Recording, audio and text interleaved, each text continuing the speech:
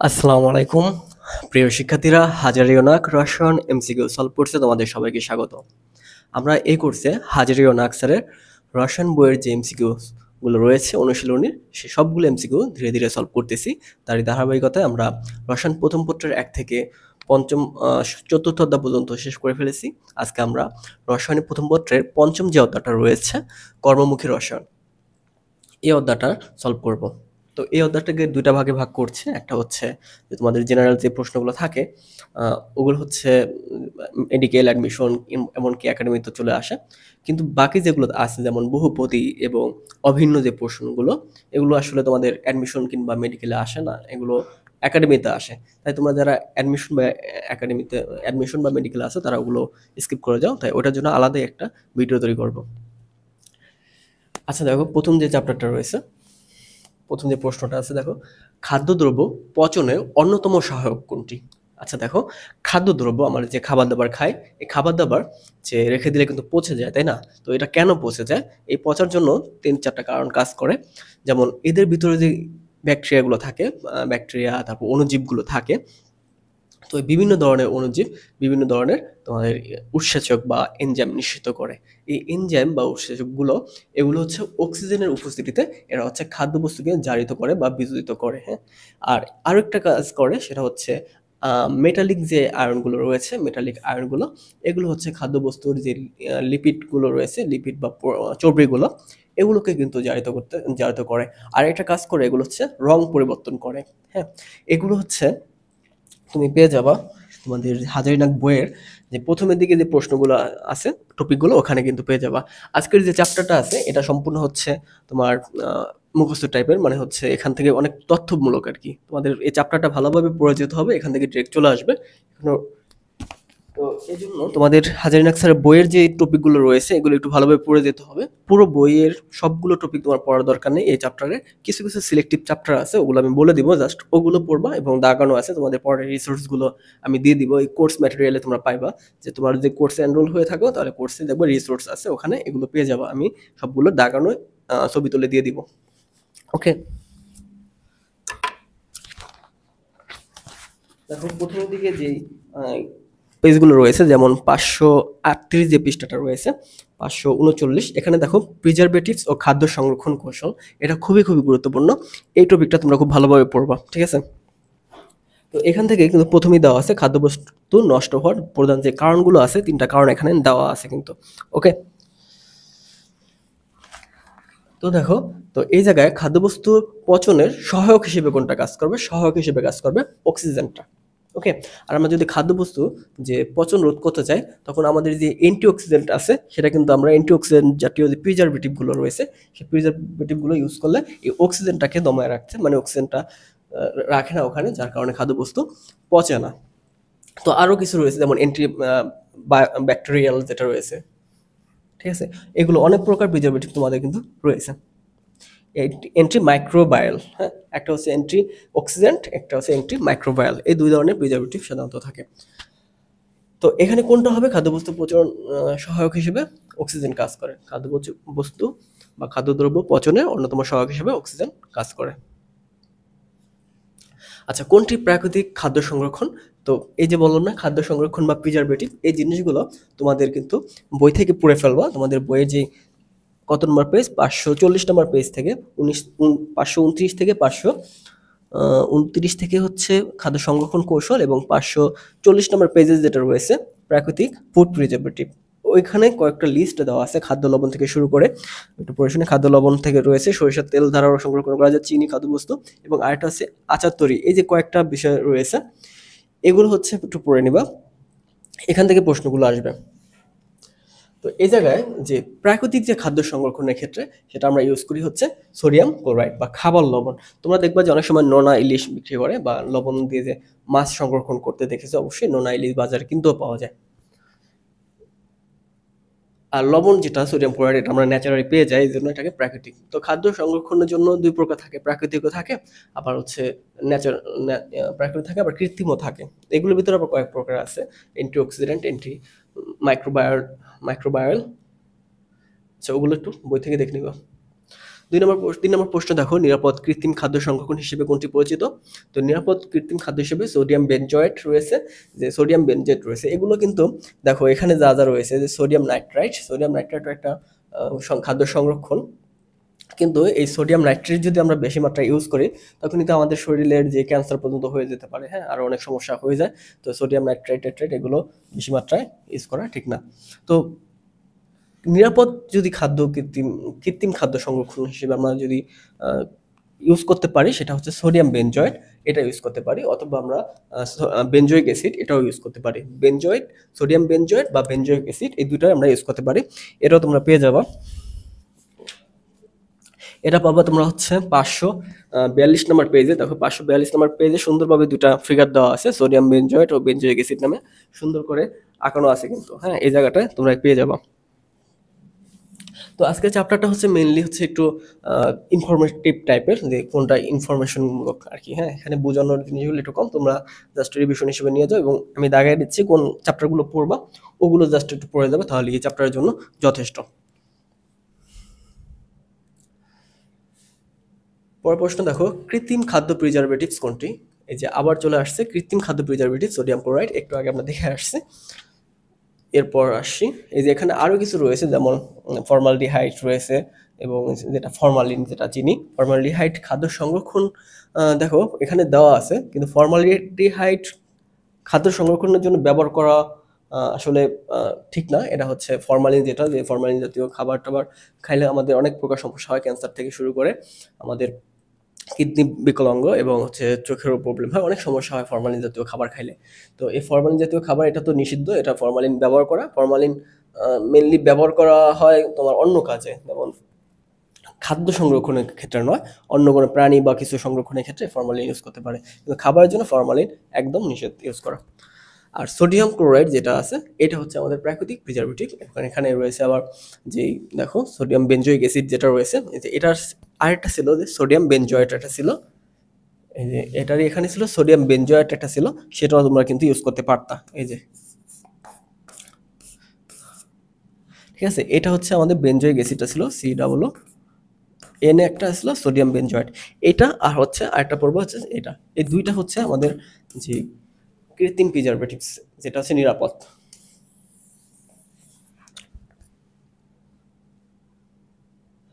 আচ্ছা দেখো, নিচে কোনটি অ্যান্টিমাইক্রোবিয়াল প্রিজারভেটিভস নয়? তো এগুলো আসলে একটা বিরাট সুন্দর করে তোমরা খাতায় নোট করে একটা চার্ট করে এটা পড়ে ফেলবা। কিভাবে পড়বা, এখানে দুইটা দাগ টানবা, একটা হচ্ছে প্রিজারভেটিভ দিয়ে শুরু করবে, একটা হচ্ছে এই যে প্রিজারভেটিভস লিখবা, লিখে এখানে দুইটা ভাগ করবা, ভাগ হচ্ছে প্রাকৃতিক, কৃত্রিম, আচ্ছা প্রাকৃতিক বা আর্টিফিশিয়াল, যেটা কৃত্রিম, এগুলো একটা ভাগ করবা, করে এগুলোর ভিতরে আবার কয়েক প্রকার আছে, এগুলোর ভিতরে আবার 2-3 প্রকার আছে, সেটা হচ্ছে অ্যান্টিঅক্সিডেন্ট আর হচ্ছে মাইক্রোবায়াল যেটা রয়েছে। তো এই জিনিসগুলো হচ্ছে তোমরা সুন্দরভাবে নোট করে প্রতিটার কি কি আছে সেই জিনিসগুলো লিখে লিখে মুখস্থ করবা। তো এটা সুন্দরভাবে মুখস্থ করে নোট করে পড়ে রাখবা, দেখবা সবগুলো কমন পড়বে। এই জায়গা থেকে কিন্তু হিউজ কমন পড়ে যে প্রিজারভেটিভসের জিনিসটা আছে, এই প্রিজারভেটিভস এটা হচ্ছে 3 স্টার দিয়ে রাখো। এই চ্যাপ্টার থেকে কোশ্চেন করলে অবশ্যই প্রিজারভেটিভ দিয়ে একটা কোশ্চেন তোমরা কমন পাবা।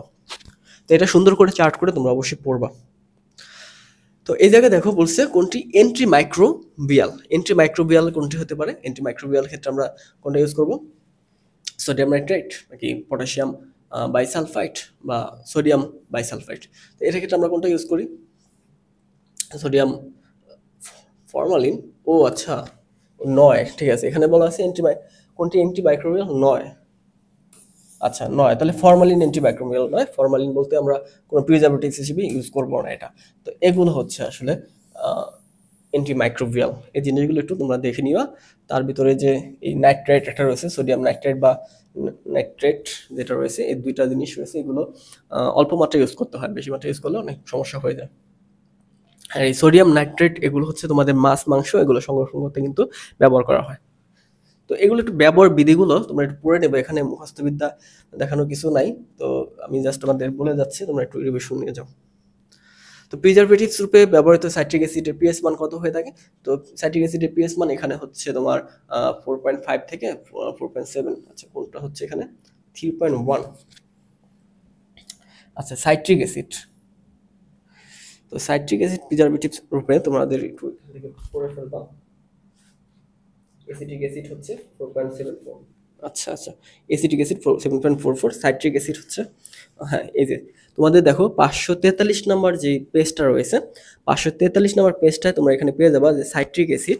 এখানে দেখো পিএস মান 3.14 দেওয়া আছে, 3.14 দেওয়া আছে। এটা কি পায়ের মান ধরে নেবা, ঠিক আছে? পায়ের মান আছে না, পায়ের মান কত? মনে করবা সাইট্রিক অ্যাসিডের মান হচ্ছে পায়ের মান। ওকে, তো এটা একটু দেখে নিও। পরের প্রশ্ন, তো খাদ্য সংরক্ষণে ব্যবহৃত অ্যান্টিঅক্সিডেন্ট কোনটি? অ্যান্টিঅক্সিডেন্ট হিসেবে আমরা ব্যবহার করতে পারি এই যে বিএইচটি, এই জিনিসগুলো যে রয়েছে এগুলো তোমরা যাতে পাবা। এই যে দেখো, এই যে মেইনলি তোমরা হচ্ছে ফুড প্রিজারভেটিভস যেটা রয়েছে, ফুড প্রিজারভেটিভসটা খুব ভালোভাবে পড়বা। এটা সুন্দরভাবে নোট করে নিজের মতো করে নোট করে পড়বা, কারণ নোট পড়ার দরকার নেই। কারণ তুমি যেভাবে নোট করে পড়বা তাহলে কি হবে, তুমি যখন নোট করতেছো তখন লিখতেছো, তাহলে তোমার মাথায় গাঁটতেছে। আর তোমার নোট যখন তুমি পড়বা তখন এটা কিন্তু বেশি কার্যকর, অন্য কারোর নোটের চাইতে নিজের নোট করে পড়াটা সবচেয়ে বেশি কার্যকর হয়। তা দেখো এখানে সুন্দরভাবে ফিগার করে আকারে দেওয়া আছে যে বায়োটিলেটেড হাইড্রোক্সি অ্যানিসল, বিএইচএ, তারপর হচ্ছে বিএইচটি এবং হচ্ছে টিবিএইচকিউ পরে একটা আছে। এই 3-4টা জিনিস রয়েছে কিন্তু, হ্যাঁ এইগুলো হচ্ছে অ্যান্টিঅক্সিডেন্ট রয়েছে, হ্যাঁ। আচ্ছা,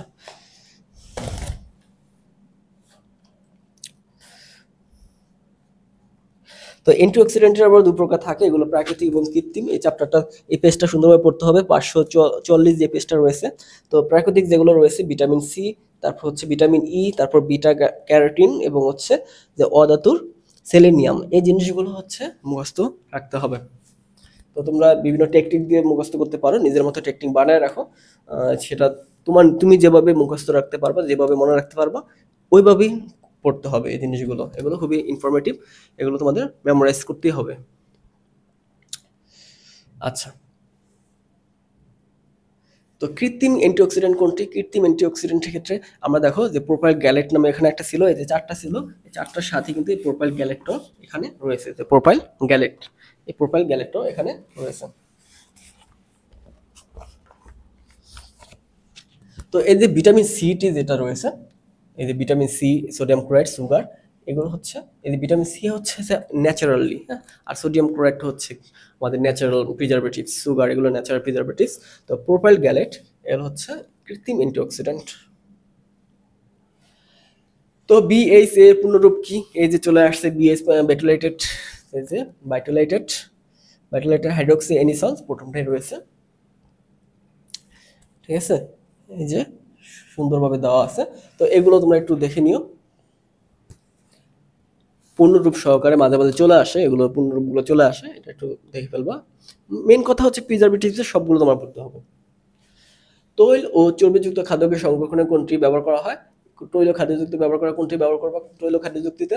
দেখো এখানে এসে বিএইচ, যে অ্যানিসলটা প্রথমে যেটা রয়েছে, যে বেটুলেটেড হাইড্রক্সি অ্যানিসল, এটা তোমার তেল ও চর্বিযুক্ত খাদ্যকে সংরক্ষণে ব্যবহার করবা। তো সবজি সংরক্ষণের জন্য নিচে কোনটি ব্যবহার করতে পারি? সবজি সংরক্ষণের ক্ষেত্রে আমরা এই যে লবণের পানি যেটা রয়েছে, এটার ভিতর ডুবিয়ে রাখতে পারি, লবণের পানি এটার ভিতর রাখা যায়, এখানে কোনটা, হ্যাঁ। তো লবণের পানিতে আমরা এই যে ডুবে রাখতেছি, যে কিউরিং যে পদ্ধতিটা রয়েছে, এই যে সংরক্ষণ পদ্ধতি, প্রিজারভেটিভস, কি টপিকস মাথায় আছে? প্রিজারভেটিভস ফার্স্ট নাম্বার, এটা হচ্ছে 3 স্টার, এটা অবশ্যই পড়তে হবে। এবং সংরক্ষণ পদ্ধতি, কিভাবে সংরক্ষণ করতে হবে এটা একটা নোট করতে হবে, যে কোনটা কিভাবে সংরক্ষণ করতে পারি। তো কতগুলো টার্মস আছে, যেমন কিউরিং রয়েছে, প্লেটিং রয়েছে, তারপর হচ্ছে ব্রাঞ্চিং রয়েছে, অনেকগুলো টার্মস আছে, এই টার্মসগুলো সুন্দরভাবে পড়ে ফেলবা। তো কিউরিং করে আমরা করতে পারি, তো লবণের পানি গুলিয়ে, যেমন হচ্ছে লবণের পানি গুলিয়ে ওটার ভিতরে যখন সবজি চুবিয়ে রাখতে পারি বা ডুবিয়ে রাখি, তখন কিন্তু এটা সবজি সংরক্ষণ করা যায়। তো এটাকে বলা হয় কিউরিং, এটা তোমরা পেয়ে যাবা।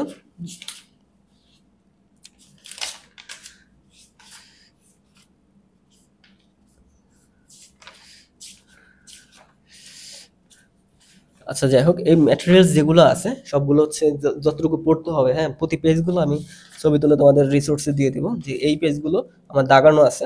তো ওই টপিকগুলো শুধু পড়লেই হয়ে যাবে, বেশি পড়ার দরকার নেই। 11 নম্বর আছে, বেশি পড়ার দরকার নেই, ওই টপিকগুলো জাস্ট পড়লেই হয়ে যাবে। পরের প্রশ্ন দেখো, আম কোটাজাতকরণের কোন যৌগটি ব্যবহৃত হয়? তো আম কোটাজাতকরণে এখানে আমরা সাইট্রিক অ্যাসিডগুলো ব্যবহার করি। তো সাইট্রিক অ্যাসিড দ্বারা যে আমাদের আম, কাঁঠাল টাঠাল আছে এগুলো হচ্ছে আমরা কোটাজাত করি। দেখো, নিম্নের কোন অ্যাসিডটি আম ও কাঁঠাল কোটাজাত করে ব্যবহার করা হয়? এই যে একটু আগে চলে আসছিল, ঘুরে ফিরে একই কোশ্চেন আসছে। জুস সংরক্ষণের নিচে কোন প্রিজারভেটিভ ব্যবহার করতে পারি? যে জুস যেটা, হ্যাঁ জুস, তো এটা কোনটা ব্যবহার করতে পারি জুসের ক্ষেত্রে? বেনজোয়েট ভিনেগার, বেনজোইক, হ্যাঁ সোডিয়াম বেনজোয়েটটা আমরা জুস প্রিজারভেটিভ হিসেবে ব্যবহার করতে পারি। সোডিয়াম বেনজোয়েট ব্যবহার করতে পারি, অথবা বেনজোইক অ্যাসিড যেটা ওটাও ব্যবহার করতে পারি। তো এগুলো একটু নোট করে পড়তে হবে। দেখো, মাছ মাংস সংরক্ষণের প্রিজারভেটিভস কোনটা? এই যে প্রথমের দিকে আমরা পড়ে আসছিলাম যে সোডিয়াম নাইট্রাইট, এটা হচ্ছে মাছ মাংস সংরক্ষণের জন্য ব্যবহার করা হয়, যদিও বেশি মাত্রায় ব্যবহার করা যাবে না, এটা অনুমোদিত, যতটুকু দরকার ততটুকুই ব্যবহার করতে হবে। তো দুধ হচ্ছে নিচের কোনটি? তো জেল, ইমালসন এবং সাসপেনশন সল। তো তোমাদের হাজারিনাক্সের স্যারের যে বই আছে সেখানে সল দাগানো আছে।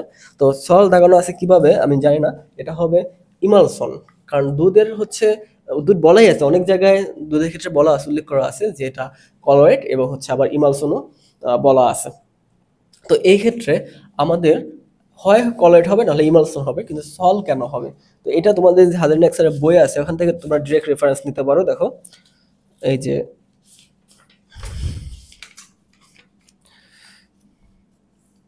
আচ্ছা 564 নম্বর পেজ, তোমার 564 নম্বর পেজ,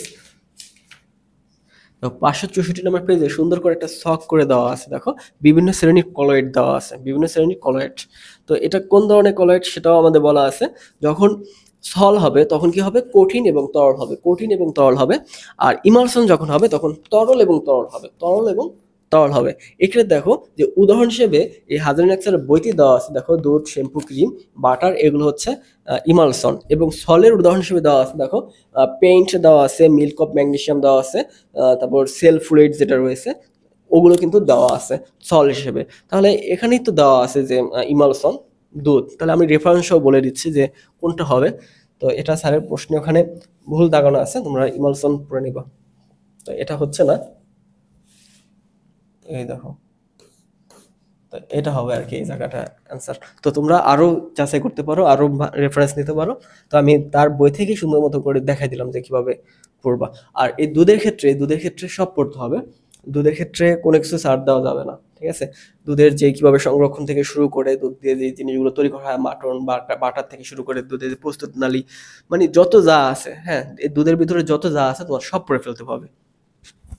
তো টপিক আমি কয়টা দাগালাম, একটা হচ্ছে প্রিজারভেটিভস, একটা হচ্ছে খাদ্য সংরক্ষণের যে পদ্ধতিগুলো, আর হচ্ছে প্রিজারভেটিভসটা খুবই গুরুত্বপূর্ণ। এর হচ্ছে দুধের ক্ষেত্রে, হ্যাঁ দুধের ফ্যাক্টরি থেকে শুরু করে যত যা আছে, মাখন, বাটার, যা আছে সব পড়ে ফেলতে হবে সুন্দর করে। তো সব পড়ার দরকার নেই, মানে দাগা দাগা ইনফরমেটিভস গুলো, তোমার তো পুরো কাহিনী পড়ার দরকার নেই, কিভাবে কি হয়েছে না হয়েছে এত কিছু জানার দরকার নেই, শুধু ইনফরমেশন গুলো দাগা দাগা মুখস্থ করতে হবে এখান থেকে। দেখো, কোন প্রাণীর দুধে শক্তি ক্যালোরি সবচেয়ে বেশি থাকে? এটা হচ্ছে তোমাদের মহিষের ক্ষেত্রে ক্যালোরি সবচেয়ে বেশি থাকে, 110-এর মতো মেবি। আর সে যদি এখানে আবার অন্যভাবে প্রশ্নগুলো করে থাকে যে প্রোটিন কোনটায় বেশি থাকে, প্রোটিন হচ্ছে থাকে আবার হচ্ছে ভেড়া হচ্ছে প্রোটিন বেশি থাকে। আর হ্যাঁ, ভেড়াতে প্রোটিন বেশি থাকে। আবার যে অনেক সময় বলে থাকে যে ল্যাকটোজ বেশি থাকে কোনটায়, তখন হচ্ছে মানুষের ক্ষেত্রে ল্যাকটোজ বেশি থাকে। এটা একটা শখ আছে তোমাদের বইতে, ওই শখটা সুন্দরভাবে পড়তে হবে। এই দেখো, এই যে শখটা 588 নম্বর, 588 না 68, সরি 568 নম্বর পেজে দেখো সুন্দরভাবে একটা চার্ট দেওয়া আছে, এখানে সব পড়ার দরকার নেই। এই যে যেগুলো দাগানো আছে দেখো 4-5টা আছে দাগানো, এই যে কোনটা বেশি কোনটা কম শুধু এতটুকু পড়লেই হবে, মানে বেশিটা পড়লেই হবে। দেখো গাভীর ক্ষেত্রে সবচেয়ে বেশি কোনটা? গাভীর ক্ষেত্রে হচ্ছে আমাদের এখানে, গাভীর ক্ষেত্রে বেশি কম দরকার নাই, গাভী যেহেতু গরুর দুধ আমরা সবচেয়ে বেশি পান করি, তাহলে এক্ষেত্রে আমাদের গরুর দুধেরটা আমাদের মনে রাখতে হবে, মানে ক্যালোরি এবং হচ্ছে কি কি প্রোটিন আছে এটা একটু মাথায় রাখতে হবে। আর বাকি ক্ষেত্রে মানুষের ক্ষেত্রে হচ্ছে ল্যাকটোজটা মনে রাখবে, এটা সবচেয়ে বেশি। এবং হচ্ছে মহিষের ক্ষেত্রে যেহেতু বেশি, মহিষের চর্বি বেশি এবং ক্যালোরি সবচেয়ে বেশি, এটা মনে রাখতে হবে। এবং ভেড়াতে হচ্ছে প্রোটিন সবচেয়ে বেশি, 4.6% প্রোটিন থাকে ভেড়াতে। আর যদি ওভারঅল বলে যে দুধের সবচেয়ে বেশি কি পরিমাণ থাকে, তাহলে সেটা হবে পানি। পানি প্রায় 90%-এর মতো দুধের ভিতর পানি থাকে। তো এই যে পানি, এত পরিমাণ পানি থাকে দুধের ভিতর, তো আবার যারা দুধ বিক্রি করে তারাও কিন্তু পানি মিশাচ্ছে, তাহলে পানির পরিমাণ কিন্তু সবচেয়ে বেশি থাকে দুধের ভিতরে। তাহলে এখান থেকে যে দুধের যত কাহিনী আছে সব তোমার পড়তে হবে, যত ইনফরমেশন আছে সুন্দর করে পড়তে হবে, যে চার্টগুলো আছে এগুলো পড়তে হবে। তো প্রিজারভেটিভস, খাদ্য সংরক্ষণ এবং যে দুধের যত বিষয়গুলো আছে। পরে দেখো যে দুধের প্রধান প্রোটিন কোনটি। দুধের প্রধান প্রোটিন হচ্ছে আমাদের এই যে ক্যাসিন, বা ক্যাসিন হতে পারে অনেক সময় ক্যাজিন, বা যে ইংরেজি হচ্ছে CASIN, এটা যেভাবে উচ্চারণ করে, এখানে ক্যাসিন উচ্চারণ আছে, ক্যাসিন পড়ো। তো দুধের ক্ষেত্রে দুই প্রকার প্রোটিন থাকে, একটা হচ্ছে এই যে ক্যাসিন মেসিন এগুলো থাকে, আর একটা হচ্ছে আমাদের যে হোয়ে প্রোটিন থাকে যে অ্যালবুমিন, গ্লোবিউলিন যেগুলো থাকে না, ল্যাক্টো অ্যালবুমিন, ল্যাক্টো গ্লোবিউলিন, এগুলো থাকে কিন্তু। এই যে ল্যাক্টাবুমিন, এটা না তো, ল্যাক্টা অ্যালবুমিন থাকে। আচ্ছা, তো এগুলো হচ্ছে দুধের ক্ষেত্রে থাকে প্রোটিন হিসেবে। আর লিপিড অবশ্যই থাকে দুধের সাথে, প্রোটিন এবং লিপিড থাকে। আচ্ছা, এখানে কোনটা হবে? ক্যাসিন হবে। আচ্ছা, আজানটা শেষ হোক।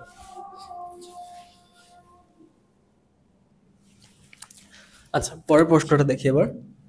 দেখো, কোনটি মানবদেহের প্রোটিনের চাহিদা মেটায়? তো প্রোটিনের চাহিদা মেটায় কোনটা? ভাত, শাকসবজি, পানি, মাছ। অবশ্যই মাছ প্রোটিনের চাহিদা মেটায়। আচ্ছা দেখো, আবার চলে আসছে, দুধের নিচে কোন আয়নসমূহের সেটটি অধিক পরিমাণ থাকে? তো এটাও তোমাদের একটু পড়ে ফেলতে হবে, যে হাজারিন স্যারের বইয়ের যে ঠিক ওই যে চার্টটা ছিল, ওখানে নিচে সুন্দরভাবে দেওয়া ছিল যে ক্যালসিয়াম এখানে সবচেয়ে বেশি পরিমাণ থাকে, ক্যালসিয়াম, এবং হচ্ছে যে পটাশিয়াম, আর হচ্ছে ক্লোরিন। ক্যালসিয়াম, পটাশিয়াম, ক্লোরিন, আর অনেক কিছু থাকে, যেমন সোডিয়াম থাকে, ম্যাগনেসিয়াম থাকে, ফসফরাস থাকে। এগুলো হচ্ছে পরিমাণে কম করে থাকে, সব মানে বেশি পরিমাণে থাকে হচ্ছে ক্যালসিয়াম, ক্লোরিন এবং হচ্ছে পটাশিয়াম। এগুলো হচ্ছে খনিজ লবণগুলো এখানে অধিক থাকে। তো এই জায়গায় আমরা কোনটা দিতে পারি? ক্যালসিয়াম, ম্যাগনেসিয়াম, না ক্যালসিয়াম, পটাশিয়াম এবং ক্লোরিন। আর নিচে কোন প্রাণীর দুধে প্রোটিনের পরিমাণ সবচেয়ে বেশি থাকে? যে ওই চারটা থেকে কিন্তু চলে আসছে, এখানে সবচেয়ে বেশি থাকে ভেড়া। তো ভেড়ি দেওয়া আছে কেন? আচ্ছা যাই হোক, ভেড়া, তো ভেড়াতে হচ্ছে সবচেয়ে বেশি থাকে।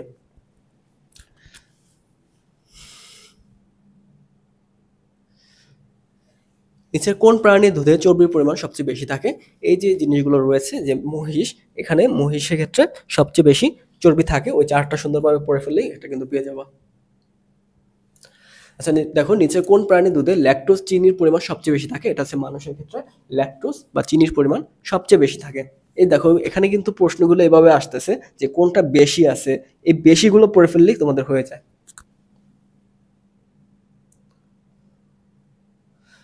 আবার চলে আসছে, দুধে কোন ধরনের ডাইসারগাইড থাকে? এটা হচ্ছে আমাদের যে ল্যাকটোজটা থাকে। সংগৃহীত দুধের পিএইচ নিয়ন্ত্রণের জন্য নিচে কোনটি মেশানো হয়? আচ্ছা দেখো, পিএইচ এর ক্ষেত্রে আমাদের যে দুধের যে পিএইচটা থাকে ওইটা হচ্ছে 6.9 থেকে একটু 6.5 থেকে 6.9 এর ভিতরে আর কি রাখতে হয়, তাহলে সবচেয়ে ভালো থাকে। তো এটা নিয়ন্ত্রণ করার জন্য আমাদের কি করতে হবে? পিএইচ মানটাকে যেহেতু কমে যাচ্ছে, তখন এটা বাড়ানোর জন্য সোডিয়াম বাইকার্বনেট বা সোডিয়াম কার্বনেট এটা মিশাতে হয়। এটা যখন হচ্ছে মাখন তৈরি করতে হয়, দুধ থেকে যখন মাখন তৈরি করে, ওই সময় এই কাজটা করা হয়। দুধ থেকে যখন মাখন তৈরি করে তখন কিন্তু এই কাজটা তৈরি করা হয়। 572 নম্বর পেজে তোমরা একটু দেখবা, দুধের পিএইচ মান নিয়ন্ত্রণ নামে একটা টপিকে রয়েছে। এখানে মাখন তৈরির বেলায় দুধের পিএইচ মান 6.6 থেকে 6.9 নিয়ন্ত্রণ করা দরকার হয়। ঠিক আছে, এই ক্ষেত্রে কি করা হয়? তো আমরা যখন দুধ বেশিক্ষণ রেখে দিই তখন কি হয়? দই হয়ে যায়, তাই না? দুধ থেকে দই হয়ে যায়। দইটা কেন হয়? কারণ হচ্ছে ওখানে যেই দুধের যে ল্যাকটোজ গুলো রয়েছে, ল্যাকটোজ বা ল্যাক্টোকক্কাস যে ব্যাকটেরিয়া আছে, ওইটা দ্বারা কিন্তু জারিত হয়ে ল্যাকটিক অ্যাসিডে পরিণত হয়ে যায়, তখন কিন্তু পিএইচ মানটা কমে যায়। তো পিএইচ মানটা কমে গেলে সমস্যা। পিএইচ মানটা কমে গেলে হচ্ছে দুধের যে চর্বি ও প্রোটিন থাকে, কণা থাকে, এগুলো হচ্ছে জমাটবদ্ধ হয়ে উপরে দিয়ে ভেসে ওঠে, যেগুলো আমরা দই হিসেবে খাচ্ছি। তো এটা যেন না হয়, এজন্য আমাদের পিএইচ মানটাকে নিয়ন্ত্রণ করতে হবে। তার জন্য কি করতে হবে? সোডিয়াম বাইকার্বনেট বা সোডিয়াম কার্বনেট এগুলো যুক্ত করতে হবে, যাতে পিএইচ মানটা কমে না যায়, মানে 6.9 বা 6.5 এর ভিতর থাকে। তরল দুধ সংরক্ষণে কোন পদ্ধতি অবলম্বন করতে হয়? এটা হচ্ছে পাস্তুরাইজিং। এই যে পাস্তুরাইজিং যে পদ্ধতিটা, এটা করা যায়।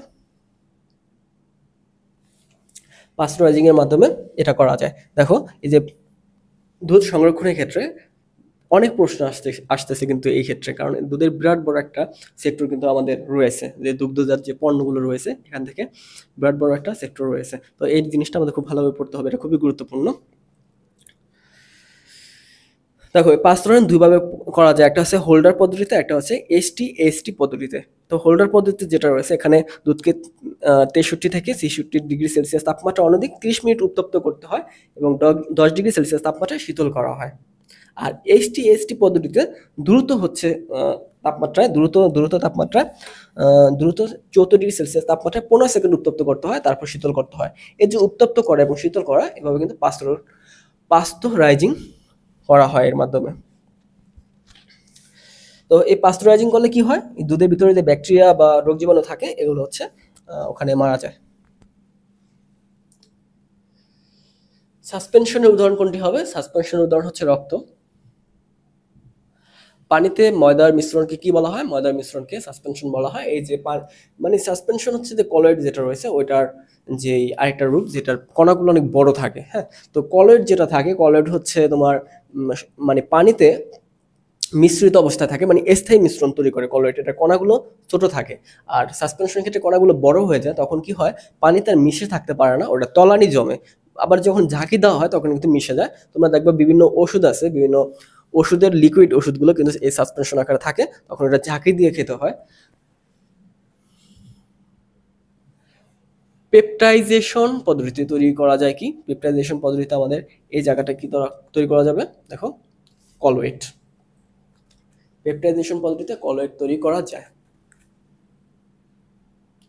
সবচেয়ে কার্যকর কোয়াগুলেন্ট নিচের কোনটি? সবচেয়ে কার্যকর কোয়াগুলেন্ট, এখানে থাকবে হচ্ছে ম্যাগনেসিয়াম, ফেরাস, এটা থাকবে, ফেরিকটা থাকবে। দেখো এই কোয়াগুলেন্টের ক্ষেত্রে মানে ওই যে একটু আগে পড়ছিলাম না, যে এই যে পেপটাইজেশন পদ্ধতিতে তৈরি করা যায় কোনটি? কোয়ালেট। এই যে কলয়েড তৈরি করার জন্য যে কতগুলো পদ্ধতি রয়েছে, এই পদ্ধতির ক্ষেত্রে আমরা বিভিন্নভাবে তৈরি করি, এটা তোমরা পড়ে নিবো ওখান থেকে বই থেকে পদ্ধতিগুলো, এখন আর পদ্ধতি পড়াতে যাচ্ছে না যেহেতু এমসিকিউ।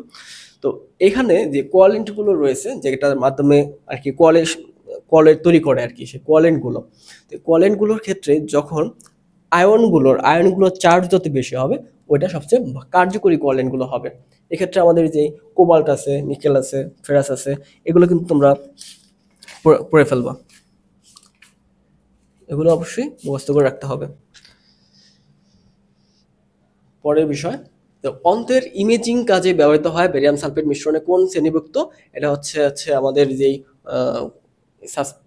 সাসপেনশনটা রয়েছে, একদম ডিরেক্ট বই থেকে দিয়ে দিছে, যে অন্ত্রের কোয়ালিশনের মাধ্যমে একদম ডিরেক্ট বই থেকে দিয়ে দিছে। এটা আছে 31 নম্বর। দেখো 565 নম্বর পেজে তুমি এটা পেয়ে যাবে, একদম সুন্দরভাবে একটা লাইন করে দেওয়া আছে। দেখো দুধ থেকে ছানা পাওয়ার প্রক্রিয়া কি কোনটি বলা হয়? যে দুধ থেকে যে ছানা তৈরি করা হয়, এই জায়গা থেকে কি করা হয়? দেখো, কোয়াগুলেশন করা হয়। তো মাখনকে পানিমুক্ত করা হয় কোন পদ্ধতিতে? মাখনে পানিমুক্ত করা হয় যে মাখনকে চাপ দিয়ে দলিত করে। তো মাখনের ভিতর যে পানি থাকে, তো এই ক্ষেত্রে যে প্রক্রিয়াটা রয়েছে, যে মাখনে যেই প্রথমে ক্রিম করে তৈরি করা হয়, দুধ থেকে ক্রিম তৈরি করা হয় এবং ওইটাকে একটা পাতলা যেই কাপড় রয়েছে, পাতলা কাপড়ের ভিতরে চাপে দলা করা হয় এবং ওইটা পানিতে বারবার চুবানো হয় বা ডুবানো হয়, ডুবে পানি মানে পরিষ্কার পানিতে, বড় একটা গাবলা পরিষ্কার পানিতে ওই দলাটাকে রেখে ওটাকে চাপ প্রয়োগ করা হয়। তখন কি হয়, এই মাখনের ভিতর থেকে যে পানিগুলো থাকে, পানিগুলো বের হয়ে ক্লিন ওয়াটারে চলে আসে। তো ক্লিন ওয়াটার যখন চলে আসে, ওই ক্লিন ওয়াটারটা বা পরিষ্কার ওয়াটারটা গোলা হয়ে যায়। তো যতক্ষণ পর্যন্ত এই গোলা পানি বের হচ্ছে আর কি, পানিটা গোলা হচ্ছে, ততক্ষণ পর্যন্ত চাপ প্রয়োগ করা হয় এবং পানি রিপ্লেস করে আবার নতুন পানি আনা হয় এবং অবশেষে ওই পরিষ্কার পানি আর গোলা হয় না। ওই পদ্ধতিতে বলা হয় যে এই মাখনের ভিতর থেকে সব পানি চলে গেছে। ঠিক আছে, চলে গেছে বলতে ওখানে 10-15% পানি অবশ্যই থাকবে, এটা তো আর ফেলানো যাবে না। তো তখন বলা হয় যে মাখনকে চাপ দিয়ে দলিত করা।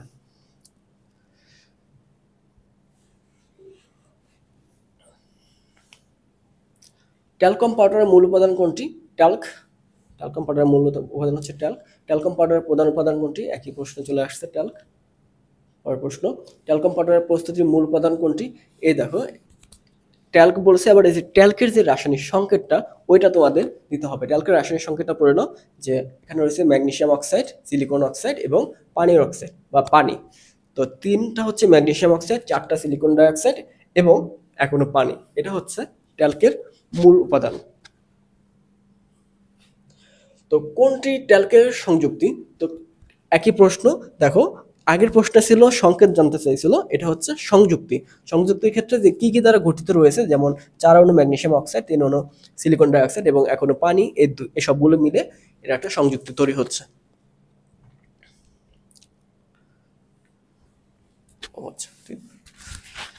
পরের প্রশ্ন দেখো, বেবি পাউডারের কোনটি অ্যান্টিসেপটিক হিসেবে কাজ করে? বেবি পাউডার হিসেবে আমাদের যে ইয়াটা থাকে বোরিক অ্যাসিডটা, ওটা হচ্ছে অ্যান্টিসেপটিক হিসেবে কাজ করে। তো ভ্যানিশিং ক্রিমের প্রধান উপাদান কোনটি? দেখো ভ্যানিশিং ক্রিম এক্ষেত্রে প্রধান উপাদান কোনটা হতে পারে? গ্লিসারিন মনোস্টিয়ারেট। গ্লিসারিন মনোস্টিয়ারেট, এটা দেখে নাও একদম মুখস্থ বিদ্যা থেকে। কোল্ড ক্রিমে লুব্রিটিং এজেন্ট হিসেবে কোনটি কাজ করে? কোল্ড ক্রিমে হচ্ছে আমাদের গ্লিসারিন যেটা রয়েছে বা তরল প্রাফিনটা ব্যবহার করা হয়। তরল প্রাফিনটা কোল্ড ক্রিমে লুব্রিকেটিং এজেন্ট হিসেবে কাজ করা হয়। তো তোমরা আরেকটা টপিক কি পড়বা? আমরা বলছি না এখান থেকে সিলেক্টিভ কিছু টপিক পড়তে হবে। তো 2টা টপিক ইতিমধ্যে বলছি, যে খাদ্য সংরক্ষণ এবং প্রিজারভেটিভ যেগুলো রয়েছে কৃত্রিম ন্যাচারাল, এগুলো পড়বা। আর পড়বা হচ্ছে দুধের যত যা আছে A to Z, এই 2টা। আরেকটা পড়বা হচ্ছে যে মনে করো যে গ্লাস ক্লিনার, টয়লেট ক্লিনার, এই সমস্ত জিনিসপত্রগুলো পড়ে ফেলবা। এই 3-4টা টপিক বললে এই চ্যাপ্টারগুলো হয়ে যাবে। আচ্ছা, লিপস্টিকের মূল উপাদান কোনটি? এটা আছে মেয়েদের জন্য খুবই গুরুত্বপূর্ণ প্রশ্ন। তো লিপস্টিকের মূল উপাদান এখানে মোম থাকে। নিচে কোনটি ময়শ্চারাইজার আফটার শেভ লোশনে ব্যবহার করা হয়? এই যে আফটার শেভ লোশনের ক্ষেত্রে আমাদের যে এই আফটার শেভের বিষয়টা তোমাকে দেখাচ্ছি, হচ্ছে 42 নম্বর। দেখো 583 নম্বর পেজে চলে যাও। 583 নম্বর পেজে দেখবা, চলে গেলে এখানে আফটার শেপের যত যা আছে A to Z সুন্দরভাবে একটা শক করে দেওয়া আছে, ওই শকটা তোমাদের পড়তে হবে। এই যে এখানে আফটার শেপের যে প্রস্তুতির যে উপাদানগুলো রয়েছে এটা একটু পড়ে ফেলতে হবে। এই জায়গায় সুন্দরভাবে সবগুলো দেওয়া আছে। অ্যান্টিসেপটিক হিসেবে ন্যাচারাল অ্যালকোহল রয়েছে এবং ময়শ্চারাইজার হিসেবে অলিভ অয়েলটা ইউজ করা হয়। অলিভ অয়েল ময়শ্চারাইজার হিসেবে ইউজ করা হয়। আর হচ্ছে কমলা খোসা টোসা এগুলো দিয়ে আমাদের যেটা রয়েছে তোমাদের যে সুগন্ধি জাতীয়, ওইটা ইউজ করা হয়। আর একটু সুন্দরভাবে তুমি দিতে পারো যে অলিভ অয়েলের পরিবর্তে গ্লিসারিনও ইউজ করতে পারবা। ঠিক আছে, এখানে যে জিনিসগুলো রয়েছে, যে গ্লিসারল, এটা হচ্ছে আমরা ব্যবহার করতে পারি ময়শ্চারাইজার হিসেবে। এটার পরিবর্তে আমরা অ্যালোভেরা বা অলিভ অয়েল এই জিনিসগুলো ব্যবহার করতে পারি। আর এই জায়গায় অ্যান্টিসেপটিভ হিসেবে ন্যাচারাল অ্যালকোহল যে 40 যেটা রয়েছে ওইটা ইউজ করা হয়। আচ্ছা দেখো, টয়লেট ক্লিনার চলে আসছে। যে টয়লেট ক্লিনার প্রধান উপাদান কোনটি? যে কস্টিক সোডা, এটা হচ্ছে টয়লেট ক্লিনার প্রধান উপাদান। তো কস্টিক সোডার ক্ষেত্রে ইউজ করা হয় টয়লেট ক্লিনারে, কিন্তু গ্লাস ক্লিনার যেটা রয়েছে, গ্লাস ক্লিনার যে কাঁচেরটা, ওই ক্ষেত্রে কিন্তু কস্টিক সোডা ইউজ করা না, ওই ক্ষেত্রে অ্যামোনিয়াটা ব্যবহার করা হয়। আচ্ছা, এটা পরের প্রশ্ন দেখো, টয়লেট ক্লিনারের মূল উপাদান কোনটা? টয়লেট ক্লিনারের মূল উপাদান হচ্ছে সোডিয়াম হাইড্রোক্সাইড। আর যে অ্যামোনিয়াম হাইড্রোক্সাইড যেটা রয়েছে এটা হচ্ছে গ্লাস ক্লিনার। তো গ্লাস ক্লিনারের ক্ষেত্রে অ্যামোনিয়াম হাইড্রোক্সাইড ব্যবহার করার কারণ হচ্ছে, তো গ্লাসের যে সিলিকাটা থাকে ওটার সাথে সোডিয়াম হাইড্রোক্সাইডটা বিক্রিয়া করে দেয়। তো বিক্রিয়া করে দিলে কি হয়, যে গ্লাসটা ক্ষয় করে। তখন কি হয়, যে গ্লাস ক্লিন হলো ঠিক আছে, কিন্তু গ্লাসটা আবার ক্ষয় করে দিল। এজন্য সোডিয়াম হাইড্রোক্সাইডটা গ্লাস ক্লিনার হিসেবে ব্যবহার করা ঠিক না। সো অ্যামোনিয়াম হাইড্রোক্সাইড যেটা রয়েছে সেখানে কিন্তু গ্লাস ক্লিনার ইউজ করা হয়।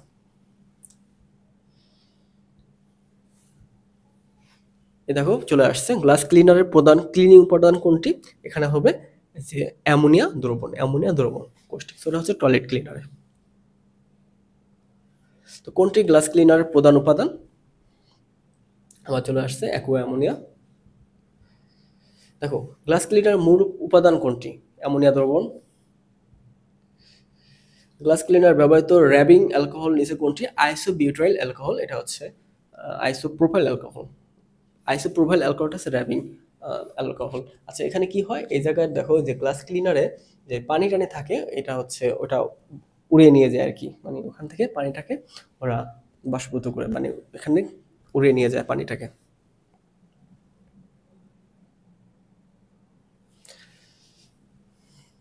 পরের প্রশ্ন দেখো, মেহেদি রং এর কোন কোন অ্যাসিড ব্যবহৃত হয়? দেখো, মেহেদি রং, মেহেদি হচ্ছে যে মেহেদি যেটা, এটা হেনা, হ্যাঁ, ওই যে হেনা কোথায়, সেই হেনা নামে যে গুল্ম রয়েছে, এই হেনা গুল্ম থেকে যে মেহেদিটা প্রস্তুত করা হয়। যে গাছগুলো আছে ওটা হেনা গুল্ম, ওখান থেকে পাতা কালেক্ট করে ওখান থেকে ওটাকে পেস্ট বানিয়ে ওখান থেকে মেহেদি ব্যবহার করা হয়। তো ওই পেস্টের ভিতরে কি থাকে, মেহেদির পেস্টের ভিতরে এখানে ল্যাসন নামে একটা রাসায়নিক দ্রব্য থাকে। তো এই ল্যাসন নামের রাসায়নিক দ্রব্যটা, ওটা যদি রাসায়নিক সংকেতটা একটু দেখে যেতে পারো, এটা চলে আসতে পারে,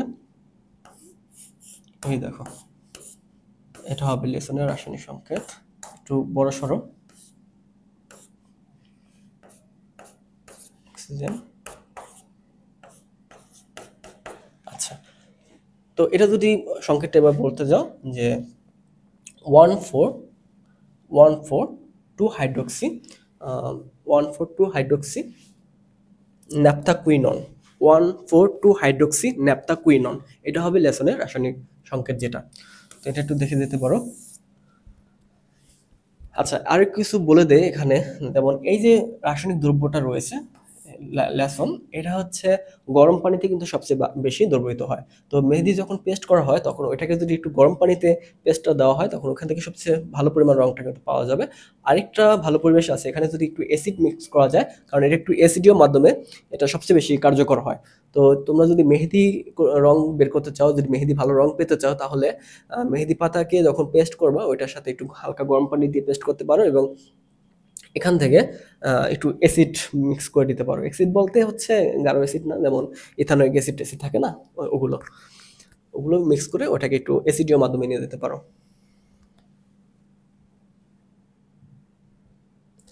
গাজন প্রক্রিয়া কোন পদ্ধতিতে ব্যবহার করা হয়? গাজন প্রক্রিয়া কি করা হয়, মূলত গ্লুকোজ গ্লুকোজ থেকে ইথানল তৈরি করা হয়। দেখো, ভিনেগারে থাকে কোনটি? ভিনেগারে কোনটি থাকে?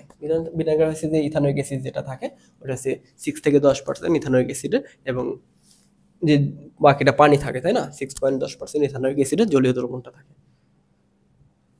তো ভিনেগার তৈরিতে নিচে কোনটি জলীয় দ্রবণ ব্যবহার করা হয়? একই কথা, অ্যাসিটিক অ্যাসিডের। তো মল্ট ভিনেগার প্রস্তুতি সুক্রোজ আদ্র বিশ্লেষণ কোন এনজাইম দ্বারা হয়ে থাকে? মল্টের ক্ষেত্রে হবে যে ইনভার্টেস্ট, মল্ট ভিনেগার প্রস্তুতিতে সুক্রোজে আদ্র বিশ্লেষণ করে ইনভার্টেস্ট তৈরি হয়। তো ফরমালিনে কি পরিমাণ মিথানল থাকে? 40% মিথানল থাকে, খুবই কমন। কোনটি ন্যাচারাল ফুড প্রিজারভেটিভস? আবার চলে আসছে ফুড প্রিজারভেটিভে। তো ন্যাচারাল ক্ষেত্রে আমরা সল্ট ইউজ করি, সোডিয়াম ক্লোরাইড। কোনটি প্রাকৃতিক প্রিজারভেটিভ নয়? তো প্রাকৃতিক নয় কোনটা হবে? সরিষার তেল, চিনি, অ্যাসিটিক অ্যাসিড প্রাকৃতিক নয়। তো সরিষার তেল এবং চিনি, এই যে সরিষার তেল, এটা হচ্ছে আমাদের যে আচার টাচার যেগুলো আছে, ওগুলো কিন্তু আমরা সরিষার তেলের মাধ্যমে সংরক্ষণ করতে পারি। আর চিনির দ্রবণও যে চিনি যে শিরা আছে, ওটার মাধ্যমে তৈরি করতে পারি, 2% চিনির শিরা মাধ্যমে এবং 2% লবণের দ্রবণ, এগুলোর মাধ্যমে আমরা প্রাকৃতিকভাবে প্রিজারভেটিভ হিসেবে ইউজ করতে পারে। কিন্তু অ্যাসিটিক অ্যাসিড যেটা, এটা কিন্তু প্রাকৃতিক নয়, এটা আমাদের কৃত্রিম।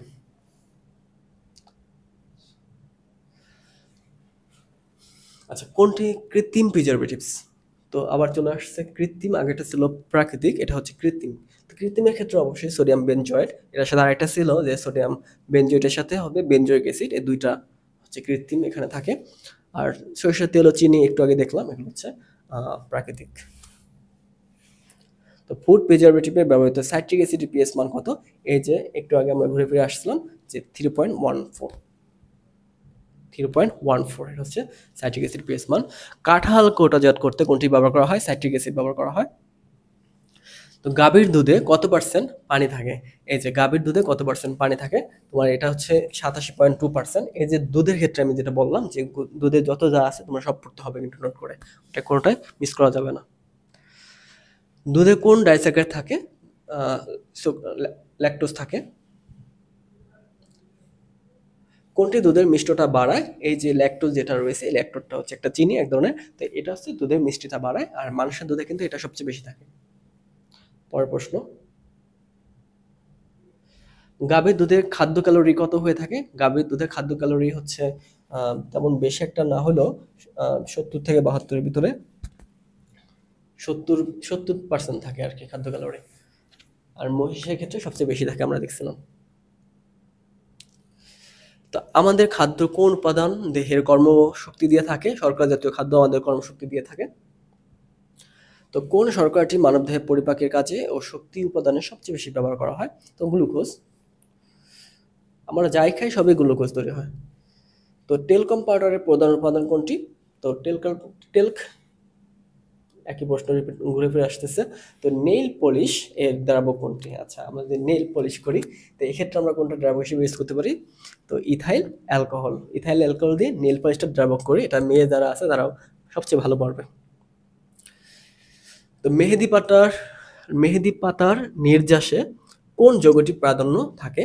ওই যে একটু আগে আমি যে যৌগটার নাম বলে লিখে দিছিলাম, যে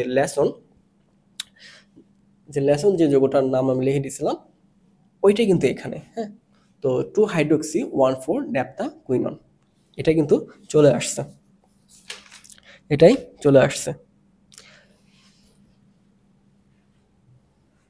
তো গাজন পদ্ধতিতে ইথানল উৎপাদনের কোনটি ব্যবহার করা হয়?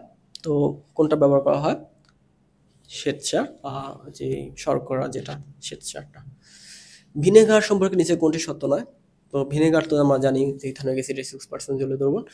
তো খাবারের প্রক্রিয়াজাতকরণের পর বাষ্পায়িত হয় না। খাবার ও দেহের পিএইচ এর সমতা বজায় রাখে কৃত্রিম বা রাসায়নিক ফুড প্রিজারভেটিভ। না, দেখো ভিনেগার এখানে কৃত্রিম, হ্যাঁ এটা তো ঠিক আছে। তো এই জায়গায় খাবার প্রক্রিয়াজাতের পর বাষ্পায়িত হয় না, এটা হচ্ছে এটার সত্য নয়। দেখো নিচের কোনটি প্রিজারভেটিভ রূপে ব্যবহৃত হয়? তো কোনটি ব্যবহার করা হয়? এই যে এই জায়গায় আমরা পড়তে পারি যে ব্যবহার করা প্রিজারভেটিভস, এখানে দুটি হয়। ও আচ্ছা, এটা হচ্ছে সোডিয়াম বেনজয়েট আর হচ্ছে সোডিয়াম বেনজয়িক অ্যাসিড। তো এটা হচ্ছে সোডিয়াম বেনজয়েট যেটা রয়েছে। দেখবে একটা হচ্ছে রিং থাকে, বেনজিন রিং থাকে, এটা হচ্ছে বেনজিন রিং। এই বেনজিন রিং যেটা, এটা হচ্ছে আমাদের প্রিজারভেটিভস, COONA। আর এটা কিন্তু বেনজিন রিং নয়, এটা হচ্ছে এলিফেটিক। আমাদের অ্যারোমেটিক যেটা আছে ওইটা হচ্ছে প্রিজারভেটিভস। এটা সোডিয়াম বেনজয়েট হতে পারে, আবার সোডিয়াম বেনজয়িক অ্যাসিডও হতে পারে। সোডিয়াম বেনজয়িক অ্যাসিডও হতে পারে। আচ্ছা দেখো, শতকরা হিসাবে দুধের প্রধান উপাদান কোনটি? তো শতকরা হিসাবে যদি করো, দুধের প্রধান উপাদান কিন্তু পানি, ঠিক আছে? সবচেয়ে বেশি দুধের ভিতরে পানি থাকে, প্রায় 90%-এর কাছাকাছি পানি থাকে। এটা ভ্যারি করে এক এক প্রাণীর দুধের ক্ষেত্রে এক এক রকম হয়ে থাকে। তো শতকরা হিসেবে আমরা যদি হিসাব করি, পানির পরিমাণ সবচেয়ে বেশি থাকে, তারপর থাকে হচ্ছে আমাদের যে প্রোটিনগুলো। কোন আয়নের স্বল্প পরিমাণ কোয়াগুলেশন দ্রুত করে? আচ্ছা, কোন আয়নের স্বল্প পরিমাণে কোয়াগুলেশন দ্রুত করে? তো এক্ষেত্রে আমি বলছিলাম যে আয়নগুলোর চার্জ সবচেয়ে বেশি থাকে ওগুলো হচ্ছে স্বল্প পরিমাণে, মানে বেশি কার্যকর মানে অল্প পরিমাণ দিলেও ওটা দ্রুত কোয়াগুলেশন করবে। তো এক্ষেত্রে দেখতে পাচ্ছি যে অ্যালুমিনিয়ামের যে 3+ আয়নটা আছে এখানে চার্জ সংখ্যা অনেক বেশি, সুতরাং এটা হবে সঠিক উত্তর। কোনটি অ্যান্টিঅক্সিডেন্ট? তো অ্যান্টিঅক্সিডেন্টের ক্ষেত্রে আমরা পড়ছিলাম কোনটা? এই যে বিউটাইলেটেড হাইড্রোক্সি অ্যানিসল, যেটা BHN যে যৌগটা ছিল ওইটা, প্রথমে দিকে এটা পড়ে আসছিলাম। আচ্ছা দেখো, এই পর্যন্ত ছিল তোমাদের কোশ্চেনগুলো। এরপরে যে প্রশ্নগুলো রয়েছে যে 75 থেকে 94 পর্যন্ত, তো কিছু কোশ্চেন মিসিং আছে যেহেতু তোমাদের বইতে 4-5টা পরে দিয়ে দেয়। তো সেই হিসাবে তোমাদের বইতে এখানে 114টা আছে, কিন্তু আমরা সব টোটাল হিসাব করলে শুধু 94টা পাই। তো আমরা 74টা পর্যন্ত সলভ করলাম। সাধারণ যে কোশ্চেনগুলো ছিল, MCQ-গুলো ছিল, এগুলো হচ্ছে তোমাদের অ্যাডমিশন, মেডিকেল এবং বোর্ড পরীক্ষা সব ক্ষেত্রে আসে। বাকি যে বহুপদী যেগুলো এবং অভিন্ন যেগুলো, এগুলো হচ্ছে তোমাদের একাডেমিতে আসে। তো এটার জন্য আরেকটা ক্লাস করব, সেটা হচ্ছে 75 থেকে 94 পর্যন্ত থাকবে, ঠিক আছে? তো আগামী ক্লাসটা ওটাও তোমরা করতে পারো। যারা ওটা করলে দেখা যায় কি তোমাদের অধ্যায়টা একটু রিভিশন হয়, ওখানে অনেক ধরনের বেসিক থাকে, তো এটাও তোমরা চাইলে করতে পারো। ঠিক আছে, আল্লাহ হাফেজ।